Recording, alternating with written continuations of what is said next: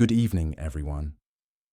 Tonight's story is based on a real case that shook a quiet neighborhood in Chiang Mai, Thailand, a city best known for its ancient temples and bustling night markets.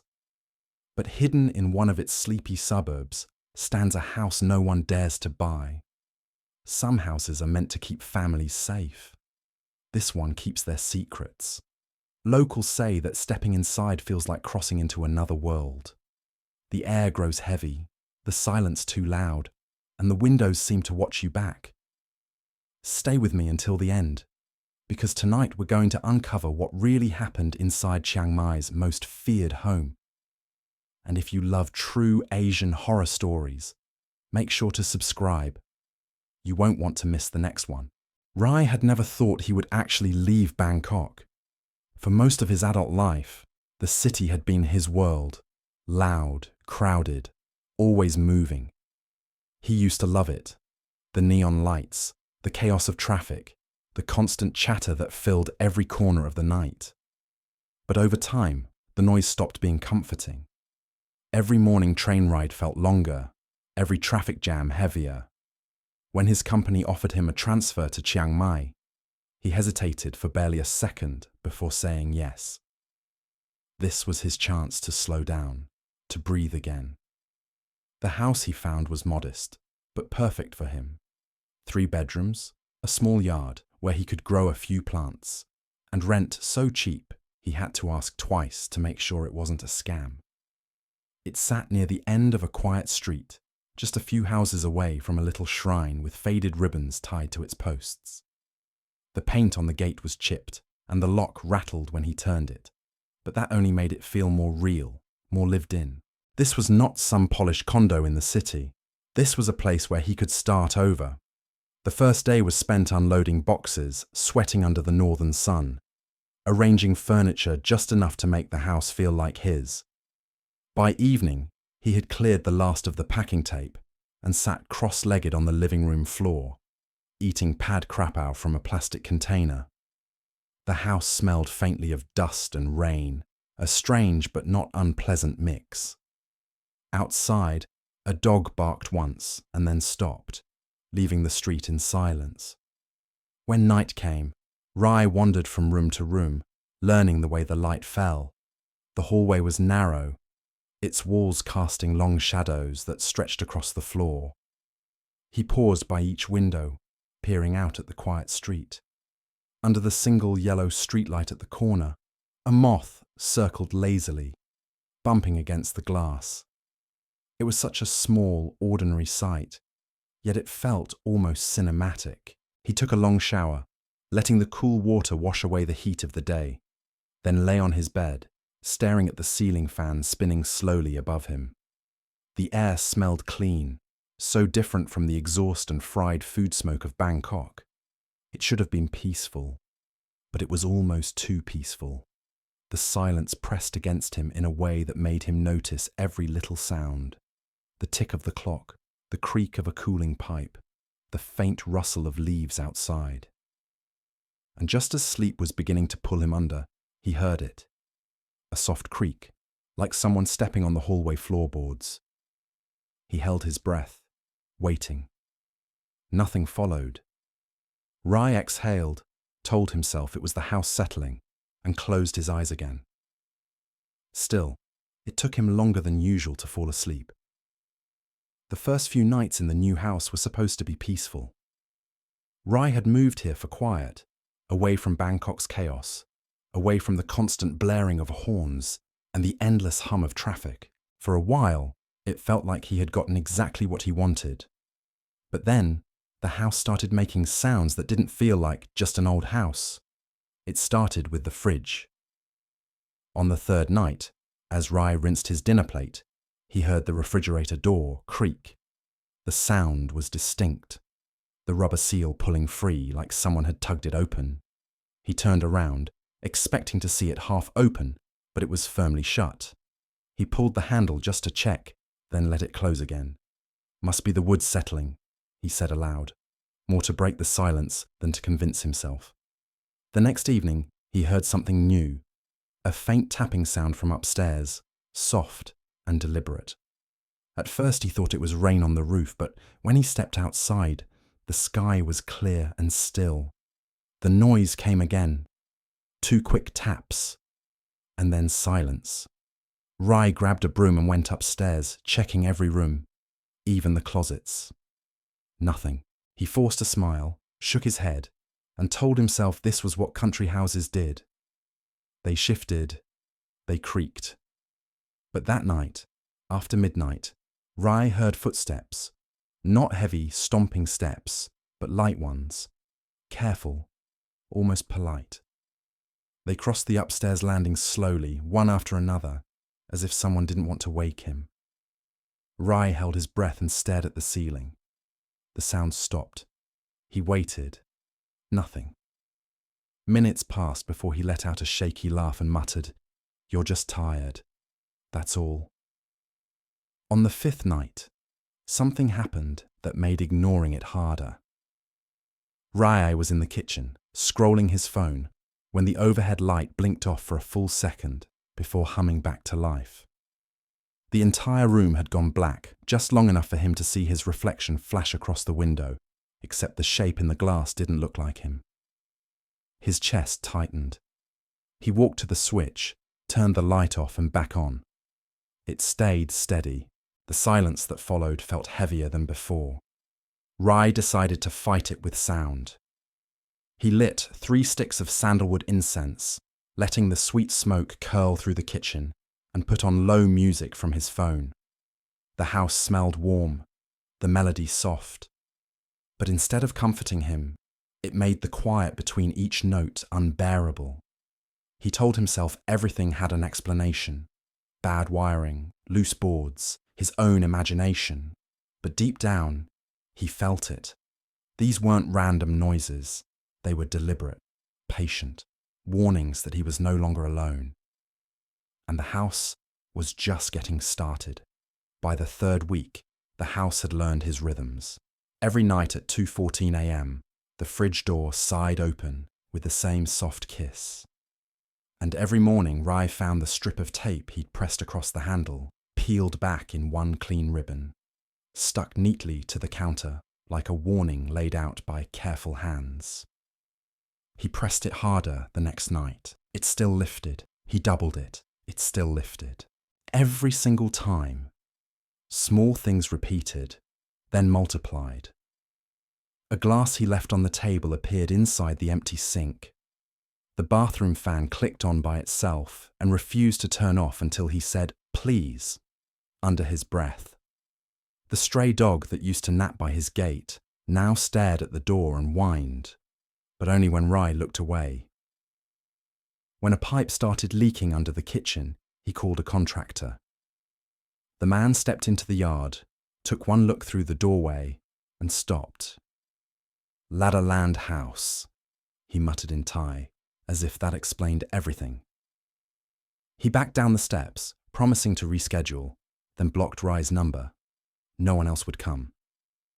Rai pulled the fridge away from the wall to unplug it, and his stomach turned. The paint behind it was raked with long, shallow scratches. 4 parallel gouges as if a hand had dragged slow nails downward.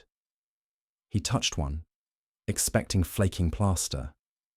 The groove was smooth, recent, like something had practiced there more than once. He told himself it was rats, humidity, old wiring. He told the landlord, who laughed softly and said, "Chiang Mai houses breathe at night." He told a co-worker, who joked about sleepwalking and sent a ghost emoji. At dinner, the neighbour's mother smiled and said the fridge gasket just needed petroleum jelly. No one came over to check. The repetition grew teeth. The light over the sink began to strobe at exactly the moment he reached for water. The radio app hissed when he crossed the kitchen threshold, quiet everywhere else. Ice formed along the inside of the freezer even after he unplugged it, a rhyme tracing the same 4 lines he'd seen on the wall. He set up his phone to record the kitchen overnight. In the morning, the tape was peeled back again, the door ajar, and the video showed only empty, still air, as if the room itself held its breath whenever it was watched. On the fourth night, he woke to smell of something metallic and the faintest scrape, scrape, scrape. He sat up, listening. The house answered with steady silence, patient, almost polite. Rai lay back down, counting the beats between heart and breath. The scrape came again, one room closer. He stared at the ceiling and realized the dread had changed shape. It wasn't about proof anymore. It was about audience. The house was repeating itself for him alone, and each night it performed a little louder, a little closer, to make sure he didn't miss his cue. Rai crouched by the small altar in the corner, the lemongrass bundle crackling as it burned. The smoke coiled upward in twisting shapes, clinging to the ceiling before spilling down the hallway. At first it was quiet, just the hiss of burning stalks.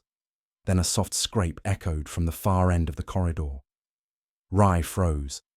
The glow of the incense made the hall look alive, shadows dancing in strange patterns. Then, something stepped through them, a figure, impossibly thin, almost skeletal, slid across the hallway. For a heartbeat, Rai thought it was a trick of the light, but the smoke bent around it, as if wrapping an invisible body. The sound came next, not footsteps, but a faint dragging, like fingernails tracing wood. The house answered with a deep groan, the same sound he'd heard behind the fridge, only now it rolled through the entire frame of the building.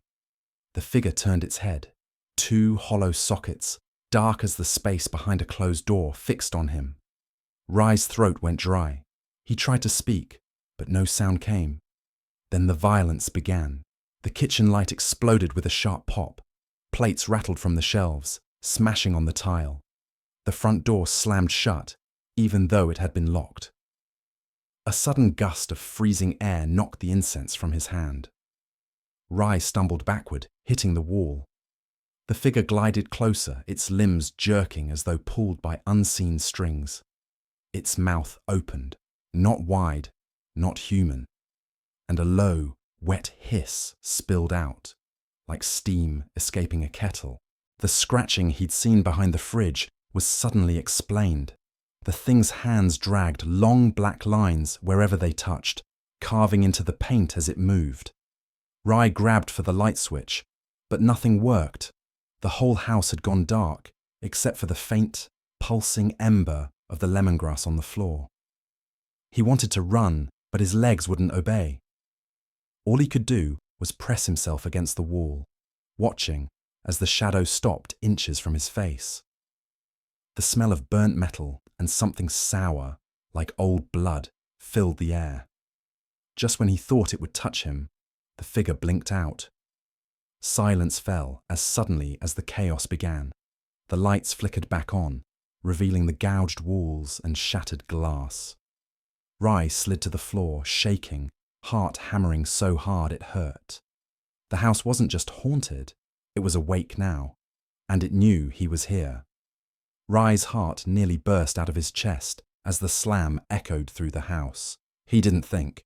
He ran. His bare feet slapped against the freezing tiles, each step louder than his own breath. The kitchen light buzzed behind him, casting long, twitching shadows. The fridge was still open, humming like some mechanical beast. The red string loop swayed gently on the top shelf, hypnotic, as though daring him to come closer. He froze only long enough to see the wet footprints. They were small, bare, childlike. And they stopped just inches from his own feet. The thought hit him like a punch. Someone had been standing there. Someone had been close enough to touch him. Rai grabbed his keys, hands shaking so badly they slipped through his fingers twice. The dragging sound started behind him, slow, deliberate, like feet sliding across tile. The hair on the back of his neck rose. He didn't look back. If he looked back, he was sure he wouldn't leave alive. The front door stuck for a second, then gave way. He burst through it and sprinted into the night. The air outside was thick with rain, but it felt like freedom. He didn't stop to close the gate. He didn't even feel the gravel cutting into his feet as he ran across the wet street. By the time he reached the glowing sign of a 24-hour convenience store, his lungs were burning, his legs shaking so hard he could barely stand. He pressed his back against the glass door, gasping. Inside, the clerk stared at him. A grown man, soaked to the bone, barefoot, pale as chalk. Rai didn't explain. He stayed there, hunched outside the store, until the sky lightened from black to grey. Only when the first birds began to sing did he feel safe enough to breathe normally. At sunrise, he returned to the house, not because he wanted to, but because he needed to get his things. The house stood silent, ordinary, almost innocent. Inside, the kitchen was spotless. The footprints were gone. The fridge was closed. The red string had vanished as though it had never existed. But the air was wrong, thick, still, watching. Rai packed his belongings in silence. By noon, he was gone, leaving the keys on the counter. He never looked back. Months later, the house still visits him in dreams. He wakes some nights to the sound of a fridge humming faintly in his apartment, though there is no fridge near his bedroom. Sometimes, muddy streaks appear by his door, even when it hasn't rained for days. Rai tells himself it's coincidence, but deep down, he knows he didn't just leave that house. He barely escaped it. Rai sat stiffly on the wooden stool, heart hammering as the shopkeeper's wrinkled fingers reached under the counter and brought out a brittle newspaper clipping. The paper was yellowed and smelled of dust, like something that had been waiting years to be read. He pushed it toward Rai without a word. Rai unfolded it with shaking hands. The headline screamed back at him. "Maid found dead in suburban fridge." His stomach dropped. The article detailed the story of a young domestic worker, barely 20 years old, who had been reported missing after a heated argument with the homeowner. Neighbours complained of a foul smell days later, and when police finally broke into the house, they found her body crammed inside the kitchen fridge, folded into an impossible shape. The case had made the front page, but no suspect was ever convicted. The family moved away shortly after, leaving the house locked and silent. Rai felt his mouth go dry as he remembered the first night's humming fridge, the way the red string had swayed on its own, the wet footprints that stopped just shy of his toes. The shopkeeper spoke quietly, as if afraid the walls might be listening. "That red string you saw, it is a charm. It was tied to trap her spirit, to keep her from wandering. But charms must be renewed, or they loosen. When they loosen, the spirit starts to slip through, every strange moment suddenly aligned in Rai's mind like puzzle pieces snapping together. The fridge door that creaked open even after he taped it shut, the claw-like scratches behind it, the figure that darted through the lemongrass smoke. It had all been her, trying to break through, trying to be seen. She hadn't died all at once. The article said she likely struggled for hours before the end. And now, she wasn't leaving all at once either. Rai felt a cold wave wash through him, part terror, part grief. He realized she wasn't just haunting him for revenge. She wanted someone to know the truth, to remember what had been done to her. Outside, thunder rolled, as though the sky itself was bearing witness. He returned to the house, each step feeling heavier, until he stood once again in front of the fridge. This time it was closed. Still, the motor silent. Rai placed the clipping on the counter, his fingers lingering on the paper. He spoke into the quiet, his voice barely above a whisper. "I know now. I'm sorry you were left alone." The air turned sharp and cold, and for a moment the red string trembled as if touched by invisible hands. Then the kitchen fell completely silent, the weight in the air lifting just enough for Rai to breathe again. Though he knew the house would never feel ordinary again. Would you dare spend a single night in that house, fridge or no fridge? Most of us like to think we would laugh it off, that we could handle one night in a supposedly haunted home. But in Thailand, stories like this aren't just entertainment. They're warnings. Many Thai households practice rituals to tie a restless spirit in place with red thread or sacred charms, keeping it from wandering or causing harm. When Rai found that red string loose, it meant the barrier was broken, and the haunting became personal. Haunted houses like this are often tied to violent or unjust deaths, and the belief is that the spirit lingers until someone acknowledges what happened. In some rural towns, people will avoid renting or even walking past a place where a death occurred, fearing bad luck will cling to them. So what do you think? Was it just an unlucky house? Or something darker, asking to be seen? Comment "fridge" if you'd run too, and make sure to subscribe so you never miss the next true Asian horror story. Your courage might be tested sooner than you think.